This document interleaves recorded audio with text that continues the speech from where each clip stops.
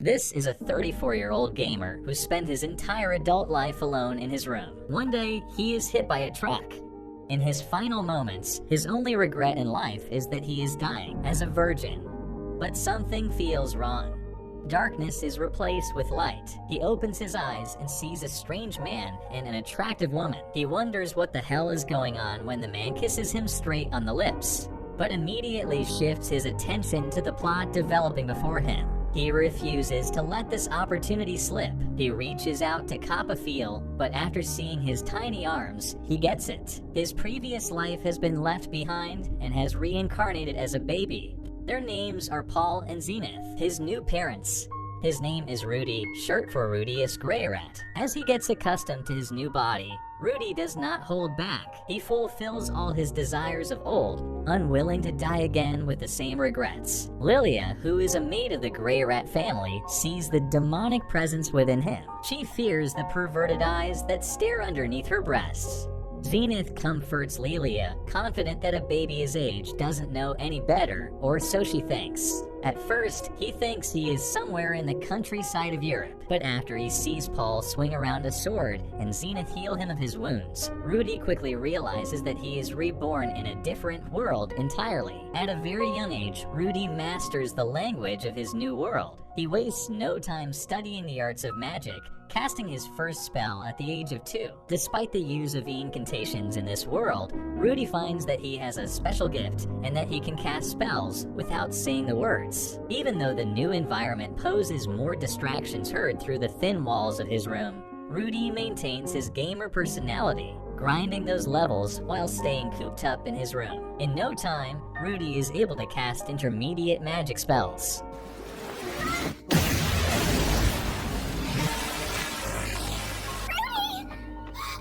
As a student of magic herself, Zenith is ecstatic to find out that Rudy is a magical genius, and immediately finds him a tutor. Her name is Roxy. Rudy is pleasantly surprised that she is a cute loli.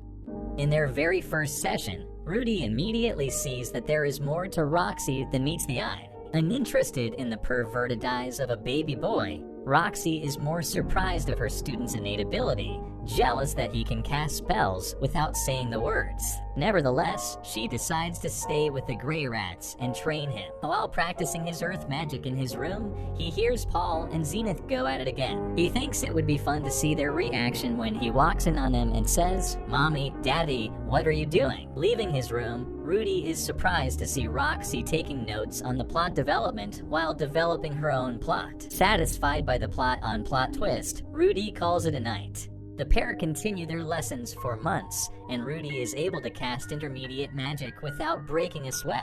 All the while, he remains a disciplined student, even paying close attention to the plot-filled history lessons through visual stimulation. Rudy shows his excitement to learn that there are spirits and demons in this world, to which Roxy replies that despite her looks, she is, in fact, a demon. She adds that demons come in all different forms, both good and bad. Her purple hair race are a peaceful kind called the Mage. Then there are the supered, green hair with a red gem on their forehead, an infamous race of warriors who sided with the demon lord named Laplace 400 years ago and feared across all the lands. Roxy says that she hates her hair color as it sometimes turns greenish in the wrong kind of light. Rudy comforts her by saying that he thinks her hair is beautiful. Roxy thanks him but says to save the comment for when he meets a person he likes. Rudy is quick with his words, saying that he likes Roxy, to which she replies to try again in 10 years. At the end of the lesson, Rudy tries to catch her changing, but unfortunately, Roxy knows and shoos him away. After a year of training, Rudy is able to cast advanced magic spells without depleting a lot of mana. Meanwhile, Paul trains him in swordsmanship, but much to his disappointment, Rudy is slow in his progress. On his 5th birthday, Rudy receives a wand from Roxy. He is disappointed, however, when Roxy says that teachers give their students a wand when they are ready to graduate. He wants her to stay and teach him more, but Roxy states that there is nothing more that she has to offer, as he has already grown to become a better mage than her. Rudy is heartbroken when Roxy says that tomorrow will be his final lesson. He is also hesitant when Roxy says they will travel away from town. It is then we see flashbacks of his previous life, when he developed agoraphobia. As a fat loser with no friends, he was an outcast and a victim of bullying, subsequently developing an intense fear of being around strangers. However, Roxy forces him to face his fear head-on, cradling him as they head out. Roxy comforts him by saying that she is right by his side. As they head across town, Rudy sees all the good people exchanging kind words with Roxy, realizing that the bullies of old have been left behind. Away from the town now, Roxy demonstrates the spell she would like for him to learn. Now come, O rain! Sweep all else away! Cumulonimbus! Covered in a dark, ominous cloud, Roxy creates a thundercloud and causes torrential rain to pour down with lightning strikes. Inspired and awed by all that Roxy has taught him, Rudy joyfully chants the words and summons an immense cloud that is a sight to behold. Cumulonimbus!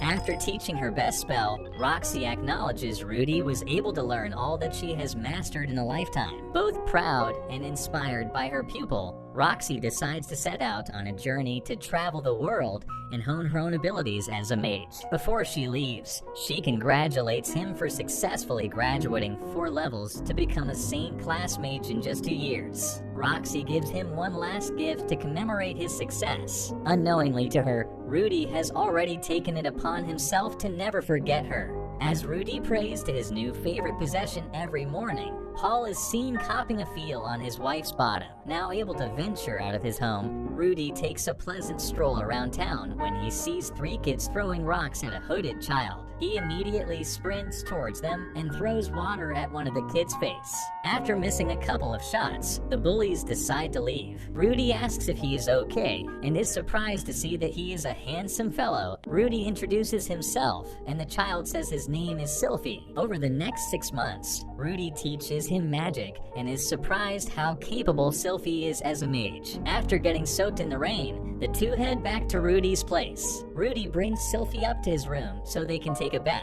Rudy casually takes off his clothes and asks why Sylphie isn't doing the same. Impatient, Rudy grabs Sylphie's clothes, but he begins to resist. He eventually forces off the top and proceeds to take off the bottom, but is again faced with resistance. He thinks that Sylphie is just shy about showing his cucumber, but also doesn't want to be the only person with his cucumber out. So he tricks her. That's right, her. He finds that there was never a said cucumber behind the trouser. No, instead, it was a duck. He is shocked as this is the first time he has ever seen a duck in a place other than his computer monitor. He is overwhelmed with guilt and doesn't think she'll ever forgive him. Rudy asks Paul for advice, believing that wooing women is his area of expertise. Paul tells him to be honest with Sylphie and tell her how much he misses her. When he gets the chance, he opens himself up, and Sylphie takes it well, saying that she also wishes that they were able to hang out like before. Happy that they made up, Paul joins the two, but wonders if it's a good thing that his son is becoming more like his dad.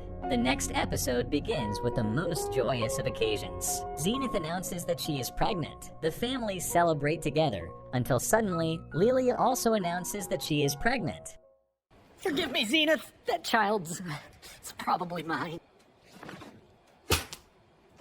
Devastated, Zenith sits down with Lilia to have a one-on-one conversation. As they sit together, Zenith asks Lilia what she will do. Lilia responds that after she helps with Zenith's childbirth, she will raise her own back at her hometown. Zenith knows Lilia's home is a month's ride south, making it impossible for her or the baby to survive the trip. As there is nowhere else for her to go, Lilia says she has no other option. When Paul tries to put in a word, Zenith tells him to shut the front door. Rightfully so, Zenith is conflicted. Even with what happened, how can she send someone to her death, let alone a newborn child? Rudy also doesn't want to lose Lilia, as he notes everything that she has done for him. She gets him towels when he's training, sets up baths after being stuck out in the rain, and she even hides his perverted tendencies like stealing Roxy's panties and staring at her gigantic watermelons. And so, Rudy decides to speak. He makes up a lie, saying that he heard Paul force it upon Lelia to do the hump-diddy-dump,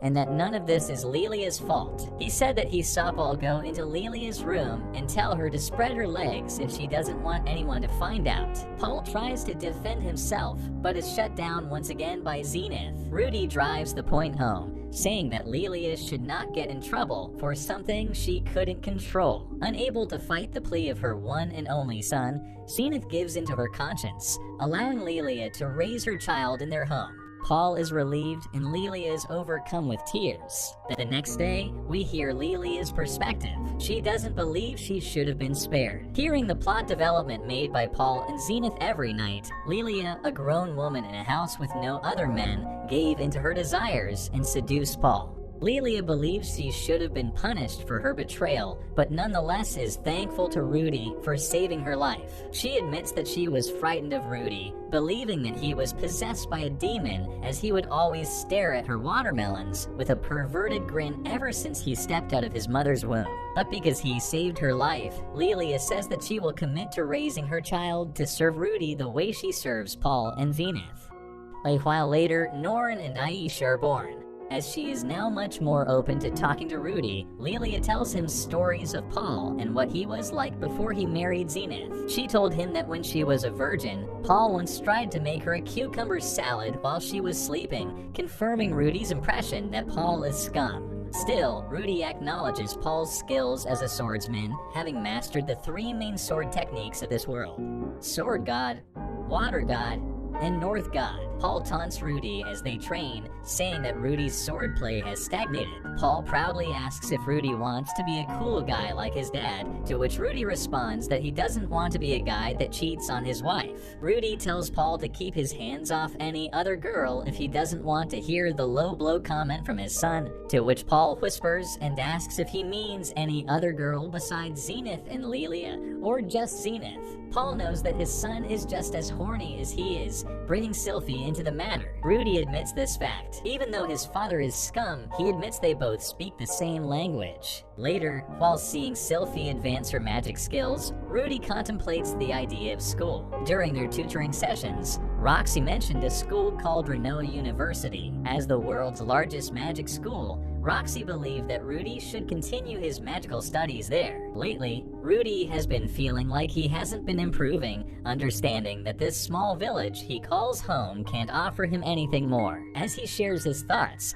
Sylphie begins to burst into tears, telling Rudy that she doesn't want him to leave her. He comforts her, telling her that he will never do such a thing. After his interaction with Sylphie, Rudy fantasizes about spending a life with her, developing his plot while calling out her name. When Paul catches him in the act, he tells Rudy that he received a letter from Roxy. In the letter, Roxy notes that she is now at the royal capital of the Chiron Kingdom, tutoring the 7th prince in the city. She adds that he is not as talented as a mage, but just as horny as Rudy, stealing her panties and developing plot whenever he gets the chance. She also mentions that she is now a king class mage, which is one step above saint class. Given the growth she has seen in him, Roxy also wrote that she estimates that by now, Rudy would have probably hit Emperor class. Facing the reality of the situation, Rudy again has the urge to attend school. The next day, Rudy asks Paul if he can request an unreasonable favor, to which Paul immediately replies saying he may not.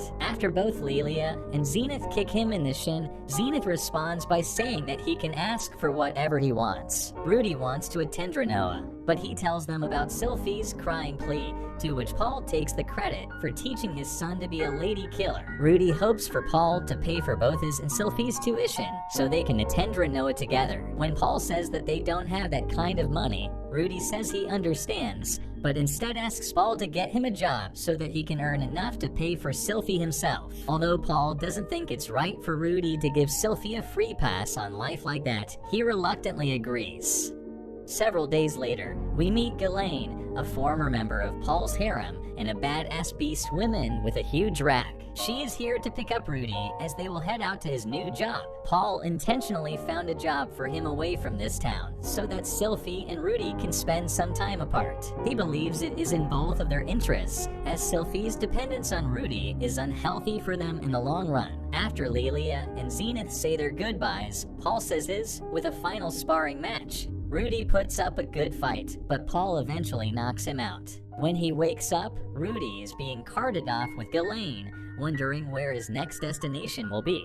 When Rudy wakes up, Ghislaine hands him a letter written by Paul. He tells Rudy that he'll be tutoring math and magic to a noble woman in the city of Roa. In exchange for continuing his sword training, Paul notes that he'll also be tutoring Ghislaine. He assures Rudy that Ghislaine is the best there is, admitting that the only fights he has ever won against her was the one in the bedroom. He also tells him to feel free making moves on the noble woman he'll be teaching, but to keep his hands off Ghislaine, prompting her to tell Rudy to send that letter to Zenith.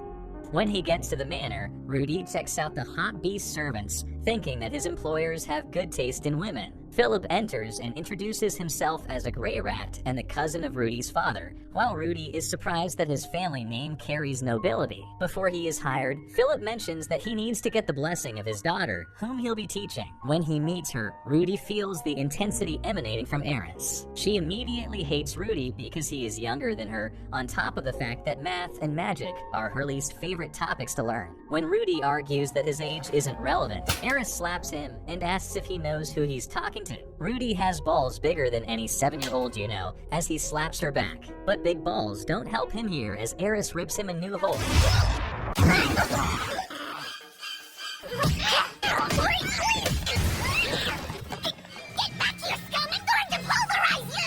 Later, Philip and Rudy reconvene, and Philip is surprised when Rudy says he won't quit winning her approval, since all the other tutors he tried to hire quit by this point. Rudy suggests a plan to convince Eris that magic is useful to learn. Alright, in that case, here's what I need you to do. During the night, the plan is in effect. Rudy and Eris have been kidnapped, all part of Rudy's grand plan to show his power when he saves the day using magic. Eris wakes up and rages as she starts banging on the door when a large man enters. Happy that they chose such a convincing-looking actor, Rudy winks at the man like he has Tourette syndrome. The man begins to go at Eris, and goes at her some more as he clobbers her face. Rudy is a bit shocked at the realistic performance, but when the man swings, Rudy gives him another 2 winks, causing the man to think he's a disabled person as he walks away. After healing her, Rudy tells Eris he's escaping through the window. Eris demands Rudy to take her with him. He tells her that he will only if she stops hitting him and obeys his instructions. Despite putting up a front, Eris is now scared after taking a beating and begins to listen to Rudy's words. When they get back into town, the pair see the man from the manor. The two let their guard down, when suddenly, a hooded figure snatches Eris. Rudy follows and blocks the kidnapper's way. When Rudy asks them to release Eris, the man from the manor says that they can't, as they need to sell Eris to get very rich. Rudy understands now that this isn't a game. The kidnappers offer Rudy 100 gold coins to walk away, enough to pay 10x the tuition for Renoa University with change left over. Rudy says the offer is tempting, but that there are more things to life than money. Because I can't buy waifus! Ghislaine has been alerted.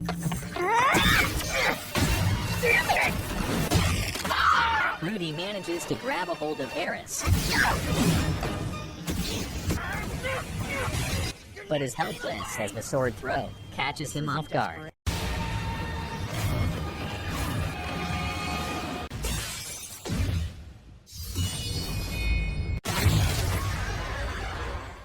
Rudy is frozen. It is the first time he has witnessed a death in this world. He knew at this point that the kidnappers were real, but it didn't hit home until he saw a man slaughtered in front of his face. Up until now, Rudy treated this new life as a game, but realized in this very moment that he may not be as lucky to get another chance at life this time around. Rudy also thinks he failed as Eris storms away. It was his fault that Philip's daughter was put into this mess of a situation, and without Ghislaine, Rudy knew that both he and Eris wouldn't have made it back. But to his surprise, Eris tells Rudy to stay as her teacher. Eris doesn't give an explanation, but Rudy is just happy that he did enough to get her blessing.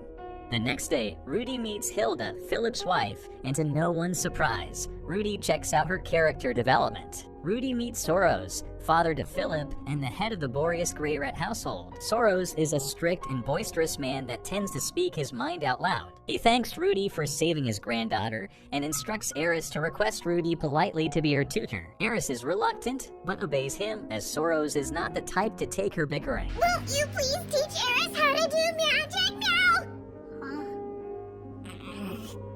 The butler explains to the confused Rudy that the Boreas household is very fond of beast people, explaining that the pose is meant to emulate their ears. Over the next several days, Rudy finds that Eris and Ghislaine are studious in their magic lessons, but is troubled by Eris's lack of effort in mathematics. She occasionally runs away from them, and Rudy is left to chase after her. When he finds her sleeping on a haystack, Rudy tells Eris to wake up if she doesn't want him to develop plot. She doesn't respond, so Rudy goes for it. As he measures out her character development, Rudy sees the potential for her to mature into a beautiful woman, thinking that she'll one day grow to be Annie Gup. After a tasty appetizer, Rudy goes for the main course.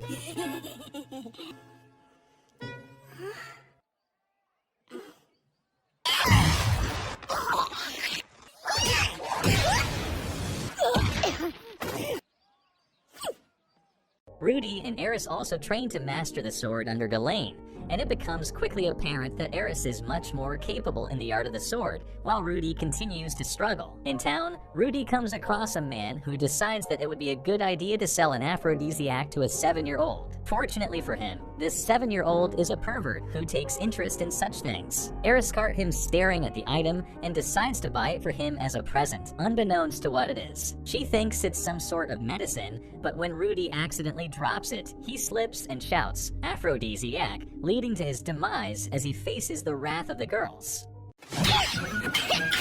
The three spend 2 years training in their respective categories.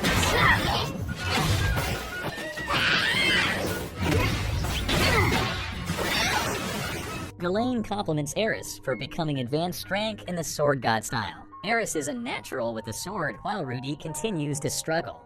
The girls make progress in magic, but Eris continues to resist with her studies. Meanwhile, Rudy also keeps up with his perverted hobbies, perfecting his sculptures of Roxy with precision and detail. He eventually sells it for 1 gold piece and finds out that the sculpture made its way to the prince whom Roxy is teaching. Roxy notes in a letter to Rudy that the sculpture is shockingly accurate, highlighting the fact that it even has her moles in the right places. On his 10th birthday, Rudy receives a staff from Eris, who thanks him for everything he has done for her. At night, Philip sends her daughter into Rudy's room. Due to some political struggles within the Boreas and Nodo's Grey Rat families, Philip ploys to get Rudy and Eris married so that they can merge the two families. Rudy doesn't want to be a part of a family power struggle, but he can't resist when a pretty girl is in his bed. He tries to hold back, so he tells Eris that she should leave or else he'll do something dirty. Eris says she'll allow it, but just a little. He's surprised at her response, but he immediately goes for it since she verbally gave the green light. Rudy can't hold back as he warms up his fingers. He is about to develop plot when suddenly...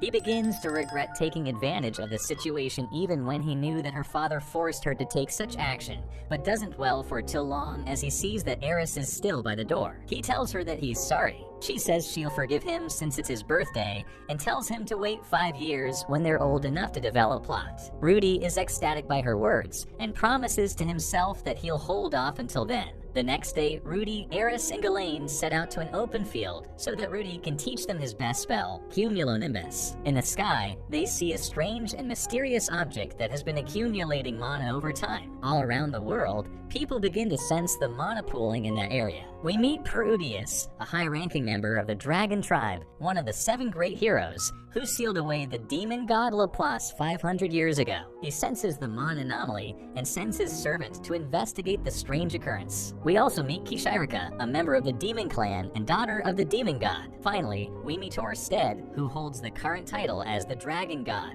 the strongest member of the Dragon Tribe.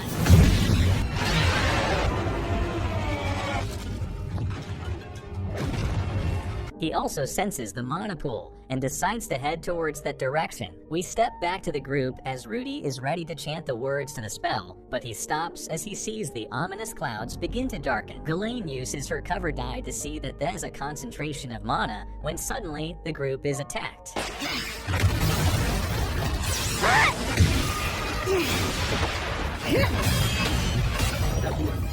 Perigeus' servant thinks Rudy is the one who caused the mana pool, but Ghislaine swears by her ranking title as the Sword King that he's mistaken. He recognizes her title as a Sword King and decides to trust her words for the time being. When he leaves, the mana disturbance activates, shooting down a beam of light. Lady Eris, Rudius!